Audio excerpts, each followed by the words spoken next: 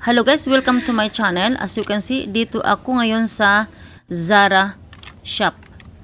Zara shop is one of my favorites. So tingnan natin kung ilan ang ating mahanap na bibilhin ngayong Pasko. So stay tuned guys and watch my short video. Na balik ko din. Ya beta.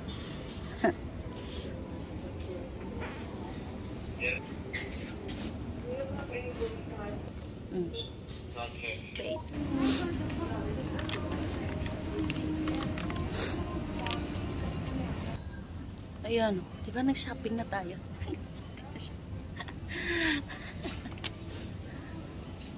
Magandang araw ngayon na bibili dahil walang masyadong tao. Yan nga nakita nyo. Kunti lang yung tao dito sa Zara shop today. So, hindi mahaba yung pila na kung magbayad tayo sa cashier. Thank you guys. This is my short video. Thank you for support.